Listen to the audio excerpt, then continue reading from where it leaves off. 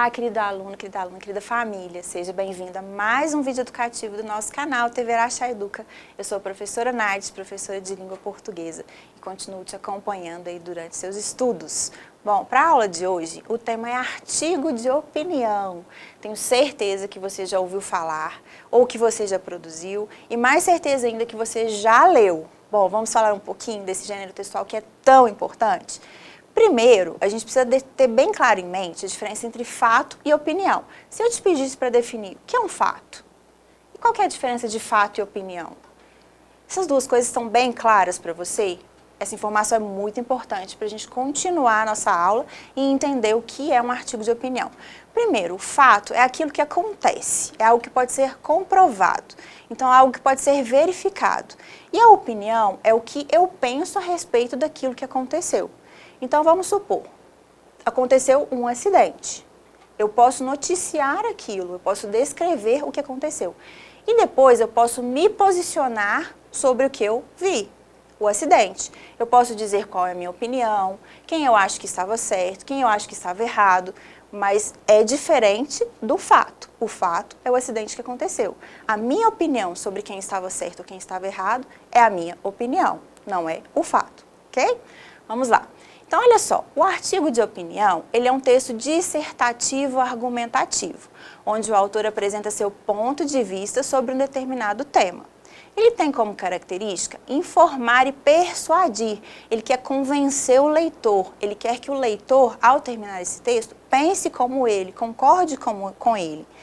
E esse tipo de texto é veiculado nos meios de comunicação de massa, geralmente em televisão, rádio, jornais ou revistas, podem ser impressos ou podem ser digitais.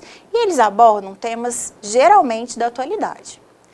Algumas características desse gênero textual. São textos escritos em primeira e em terceira pessoa. Eles usam argumentação e persuasão. Geralmente, eles são assinados pelo autor, então o autor se identifica. Eles são produzidos para serem veiculados nos meios de comunicação, para serem lidos, por várias pessoas. Eles possuem uma linguagem mais simples, mais objetiva e também subjetiva. Afinal de contas, o autor vai expressar a opinião dele sobre aquele tema ou sobre aquele assunto. Mas precisa que seja uma linguagem simples, clara, objetiva, porque várias pessoas vão ler com diferentes graus de instrução e elas precisam entender o que está escrito, qual é a opinião do autor. Abordam temas da atualidade, como já foi dito anteriormente, possuem títulos polêmicos e provocativos. Por quê? O interesse do autor é chamar a atenção do leitor. E qual é a primeira coisa que o leitor vai olhar no texto?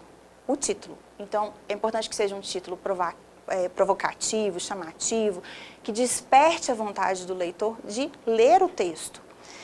Contém verbos geralmente no presente e no imperativo, justamente para convencer aí, o leitor a compartilhar da opinião do autor. Bom, então vamos lá, vamos aprofundar um pouquinho mais nesse tema no joguinho. Número 1, me ajuda aí, vamos lá. Artigo de opinião é um gênero textual. Letra A, que tem como objetivo convencer o leitor sobre determinada ideia. B, que serve apenas para informar o leitor. C, que usa linguagem não verbal e balões. D, que serve mais para entreter e divertir o leitor. E, somente divulgado em revistas impressas. Ou F, narrativo, pois envolve personagens e narrador. Bom, tem uma salada aqui, vários gêneros textuais diferentes. Mas o da aula de hoje, que é o artigo de opinião, tem como objetivo convencer o leitor sobre uma determinada ideia. Para convencer o leitor, o autor do artigo de opinião precisa elaborar: letra A, figuras de linguagem. Letra B, argumentos convincentes. Letra C, balões de fala e de pensamento. Letra D, palavras difíceis. Letra E, linguagem verbal e não verbal. Ou letra F, letra legível. Bom, então, para convencer, da opinião dele, ele precisa de argumentos convincentes. No artigo de opinião, geralmente aparecem: letra A, fato e opinião, introdução, desenvolvimento e conclusão. Letra B, desenho e fala. Letra C, gestos e símbolos. Letra D, personagens, lugares e tempo da ação. Letra E, um parágrafo apenas. Ou letra F, quadrinhos com personagens e narrador. Bom, tenho certeza que você respondeu. Letra A, fato e opinião, introdução, desenvolvimento e conclusão. Vamos lá, última pergunta do joguinho. No artigo de opinião, o título não é importante, é desnecessário, não vai fazer diferença, pode ser ou não chamativo, deve ser interessante e chamativo ou deve desmotivar o leitor? Bom, ele tem que ser interessante e chamativo, porque o objetivo do autor do texto é que o texto dele, o artigo dele seja lido e que ainda o leitor compartilhe da mesma opinião. Então, deve ser interessante e chamativo. Me diz aí, acertou todas? Bora lá então continuar a aula de hoje? Agora, vamos aprofundar um pouquinho mais nesse gênero textual. Vamos falar da estrutura de um artigo de opinião. É claro que essa estrutura pode variar um pouquinho, mas ela tem sempre um título, que a gente já falou que tem que ser bem chamativo, tem que deixar claro para o leitor ali do que vai ser falado, né? E seguido aqui nós temos a introdução, que é uma exposição. Ele vai apresentar então qual que é o tema, qual que é o assunto, sobre o que será discorrido. Então, esse geralmente é o primeiro parágrafo do texto, seguido aí, né, depois do título, a gente tem a introdução. E o autor, ele costuma dar até indícios ali, né, de como ele vai se posicionar a respeito daquele tema, já na introdução do artigo de opinião. Do desenvolvimento, então, nesse meio aqui no corpo do texto, a gente vai ter uma parte de interpretação. Então, vai ser um momento que o autor, ele vai descrever os fatos, ele vai dar a opinião dele e ele vai usar argumentos para tentar convencer o leitor, para que o leitor compartilhe da mesma opinião dele. Já na conclusão, ele vai fazer o fechamento do texto. Ele vai finalizar o artigo, ele vai deixar claro quais são as ideias dele. Se for a questão de um problema que foi levantado, ele vai inclusive propor soluções sobre o ponto de vista dele. Então, é mais ou menos aqui essa estrutura. O título, a introdução, onde ele vai apresentar o tema, o desenvolvimento, onde ele vai apresentar a opinião dele a respeito dos fatos, e a conclusão, que ele vai se posicionar de maneira aí mais direta, mais efetiva, tentando convencer o leitor. Bom, vamos analisar então alguns artigos de opinião sobre assuntos variados, para você ter uma ideia de como funciona.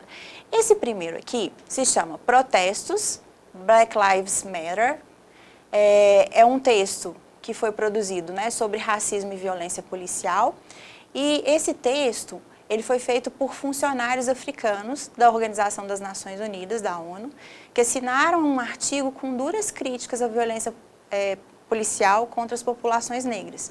Então, esse artigo ele foi desencadeado aqui, né, após o acontecimento lá nos Estados Unidos, do assassinato do George Floyd, né, todos os noticiários aí, inclusive internacionais, inclusive aqui no Brasil, teve uma repercussão muito grande, e aqui a gente tem um artigo, né, um trecho de um artigo que fala um pouquinho aí desse acontecimento, e a gente vai perceber o posicionamento aí dos autores.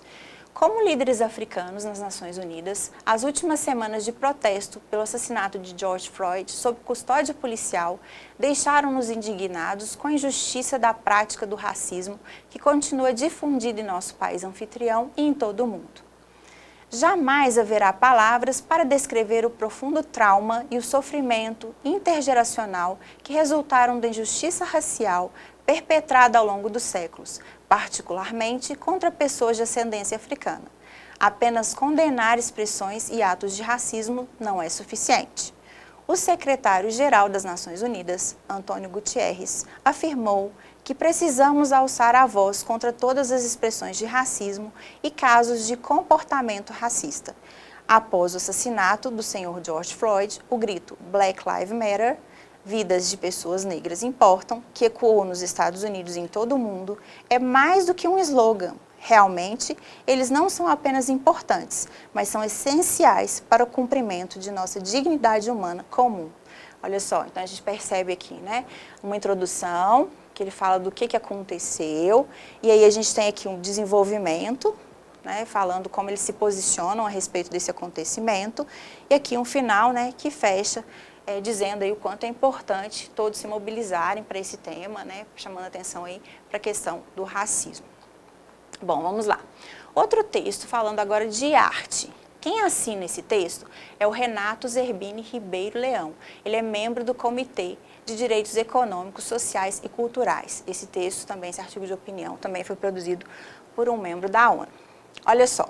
A arte engloba arquitetura, cinema, dança, desenho, escultura, fotografia, literatura, música, pintura, poesia. Hoje em dia, em pleno século XXI, até mesmo a televisão, a moda, a publicidade e os videojogos são por muitos considerados como manifestações artísticas. Segundo René Hugh, a arte e o homem são indissociáveis. Não há arte sem homem, muito menos homem sem arte. O ser isolado ou a civilização que não chega à arte estão ameaçados por uma secreta asfixia espiritual, por uma turbação moral. Para a Unesco, a arte é chave para formar gerações capazes de reinventar o mundo herdado. Ela reforça a vitalidade das identidades culturais e promove a relação com outras comunidades. Continuando, a arte é a capacidade humana de criação. É a expressão ou aplicação de habilidades criativas e a imaginação para criar obras que são apreciadas principalmente por sua beleza, intelecto ou poder emocional. Seus resultados são obtidos por distintos meios. A arte de cozinhar, de pintar quadros, de grafitar, as artes plásticas, a arte de compor poemas e partituras musicais, a gravura, a impressão de livros e até mesmo, atrelados a um conceito mais severo, meios hoje, em dias causadores de grande repulsa social, como a caça e a guerra, podem ser considerados como arte. O ser humano e a arte estão rigorosamente conectados. A arte liberta e, atualmente, a arte de viver cada vez mais se faz indispensável para a emancipação humana. Olha, bem profundo esse texto, não é mesmo? Tenho certeza que você gostou. E olha como é rico aqui esse posicionamento do autor do texto sobre a arte e a importância da arte para as nossas vidas. Vamos lá, mais um texto. Dessa vez, é um texto produzido pela Carolina Taboada e Terine Roussek. São pesquisadoras do Instituto Igarapé, né, foi publicado aí no jornal É o País em 2020. E o tema é a violência contra a mulher. O título é Violência contra a Mulher, Silêncios que oprimem e matam. Há certa confusão sobre a função do Dia Internacional da Mulher. A data não pretende ser uma celebração do que se considera feminino ou um momento de congratulações.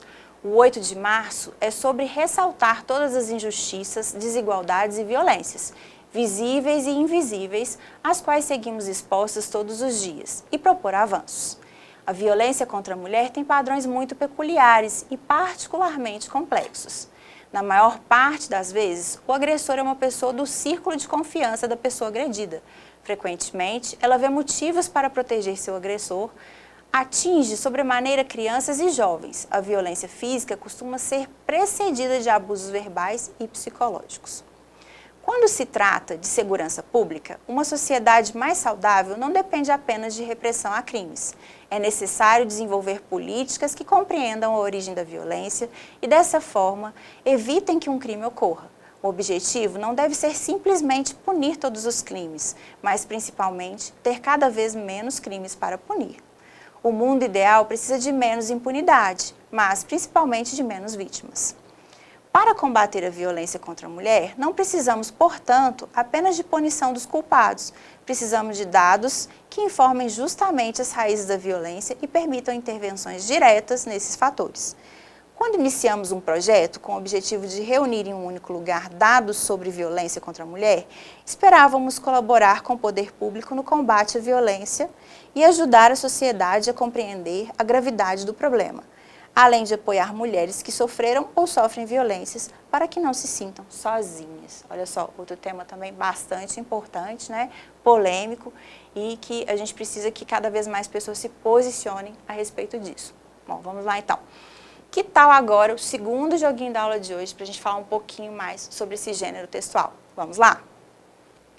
Bom, vamos lá então. Vou escolher algumas perguntas aí, que a gente já está extrapolando o tempo aí da nossa aula de hoje. Vamos lá. Vou escolher a pergunta número 2. Qual a parte do artigo de opinião que contém os argumentos? É o título, a introdução, o desenvolvimento ou a conclusão? Bom, então a maioria dos argumentos, né, eles estão contemplados aqui no corpo do texto, ou seja, no desenvolvimento. Vou escolher número 8. Linguagem de acordo com a norma padrão. Bom, isso é verdadeiro ou falso em relação ao artigo de opinião? Verdadeiro, né? Sempre de acordo aí com a norma padrão. Vamos lá, vou escolher mais uma, número 15. É um texto opinativo, verdadeiro ou falso? Verdadeiro, né? Por isso que ele se chama artigo de opinião. Vamos lá, vou escolher o número 6. Qual a parte do artigo de opinião que apresenta o posicionamento do autor? É o título, a introdução, o desenvolvimento ou a conclusão? Bom, já na introdução, né, o autor já vai manifestar aí a favor ou contra do assunto que ele vai falar. Bom, então vamos lá. Te convido depois, no próximo momento, numa outra aula sobre esse assunto, para a gente terminar esse joguinho. Vamos então para finalizar a aula de hoje. Então, querido aluno, querida aluna, na aula de hoje nós falamos um pouquinho sobre o artigo de opinião. Nós começamos a aula falando um pouquinho da diferença de fato e opinião. Falamos do artigo de opinião, quais são as estruturas, as partes que compõem esse artigo de opinião, como se posicionar a favor ou contra e qual é o principal objetivo do autor de um artigo de opinião. Lembrando sempre que, geralmente, os artigos de opinião tratam de assuntos que são polêmicos e que dividem opiniões. E o objetivo dele é que você, leitor, compartilhe da mesma opinião, que você seja convencido pelo autor do texto e compartilhe da mesma opinião que ele tem. Espero que você tenha gostado. Essa foi mais uma videoaula de língua portuguesa. Até a próxima aula.